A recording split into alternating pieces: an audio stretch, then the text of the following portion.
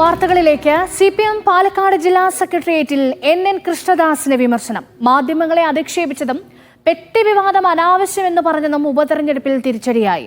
അതേസമയം P സരിനെ സ്ഥാനാർത്ഥിയാക്കിയത് ശരിയായ തീരുമാനമെന്ന് പാർട്ടി വിലയിരുത്തി. ടി നന്ദഗോപാൽ ചേരുന്നുണ്ട് വിവരങ്ങൾ നൽകാൻ. നന്ദു, വാർത്തയുടെ പ്രതികരണം ചോദിച്ചെത്തിയ മാധ്യമപ്രവർത്തകരോട് ഇറച്ചിക്കടയിൽ നിൽക്കുന്ന പട്ടികളെ പോലെയാണ് നിങ്ങളെന്നായിരുന്നു കൃഷ്ണദാസ് പറഞ്ഞത്. അതിൽ വലിയ വിമർശനമാണോ പാർട്ടിക്കുള്ളിൽ നിന്ന് തന്നെ കേൾക്കേണ്ടി വരുന്നത്? എന്തൊക്കെയാണ് ആ വിമർശനങ്ങൾ? രേഷ്മ, ഇന്നലെ നടന്ന പാലക്കാട് ജില്ലാ സെക്രട്ടേറിയറ്റിലാണ് NN കൃഷ്ണദാസിനെതിരെ രൂക്ഷമായ വിമർശനങ്ങൾ ഉയർന്നത്. അതായത് ഏരിയ കമ്മിറ്റി അംഗമായ അബ്ദുൾ ഷുക്കൂർ പാർട്ടിക്കെതിരെ ഒരു ഘട്ടത്തിൽ വിമർശനം ഉയർത്തിയപ്പോൾ അദ്ദേഹത്തിന്റെ പ്രതികരണം തേടിയെത്തിയ മാധ്യമങ്ങളെ ഇറച്ചിക്കടയ്ക്ക് മുന്നിൽ നിൽക്കുന്ന പട്ടികൾ എന്നായിരുന്നു NN കൃഷ്ണദാസ് അധിക്ഷേപിച്ചത്.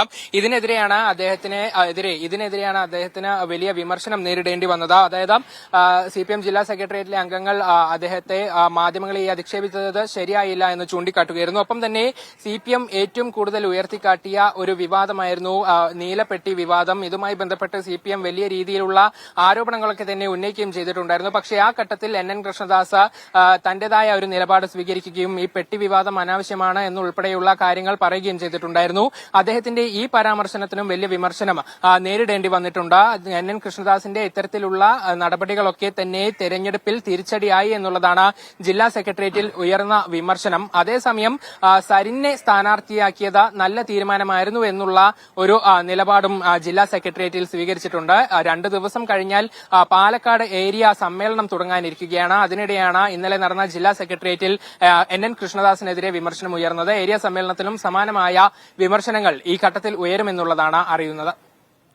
അതായത് ഈ പെട്ടി ദൂരേക്ക് വലിച്ചെറിയണമെന്ന നിലപാട് CPM നേതാക്കൾക്കിടയിൽ തന്നെ ഈ വിഷയത്തിൽ ഭിന്നാഭിപ്രായമുണ്ട് എന്നുള്ള സൂചനയാണ് നൽകിയത്. അതൊരിക്കൽ കൂടി വ്യക്തമാവുകയല്ലേ ഇപ്പോൾ ഈ വിമർശനം വരുന്നതോടുകൂടി?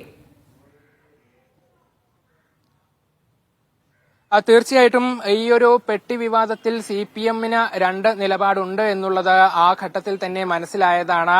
നേരത്തെ തന്നെ പോലീസും മറ്റും ഈ കാര്യത്തിൽ ഒരു തെളിവുമില്ല എന്നൊക്കെ പറഞ്ഞിട്ട് പോലും CPM ഇതിൽ നിന്നും പിന്മാറാൻ തയ്യാറായിട്ടില്ലായിരുന്നു. തങ്ങളുടെ നിലപാടിൽ തന്നെ ഉറച്ചു നിൽക്കുകയായിരുന്നു ജില്ലാ നേതൃത്വം. പക്ഷേ ആ ഘട്ടത്തിലും NN കൃഷ്ണദാസ് പ്രതികരിക്കാനൊന്നും തയ്യാറായിരുന്നില്ല. അദ്ദേഹം ആദ്യം പറഞ്ഞതുപോലെ നീലപ്പെട്ടിയും ചുവന്ന പെട്ടിയും ഒന്നും അല്ല ഇവിടെ ചർച്ചയാകേണ്ടത് എന്നുള്ള ഒരു നിലപാടിൽ തന്നെ നിൽക്കുകയായിരുന്നു. പിന്നീട് കൂടുതൽ പ്രതികരണങ്ങളൊക്കെ ഒന്നും തന്നെ അദ്ദേഹം പോയിട്ടില്ലായിരുന്നു.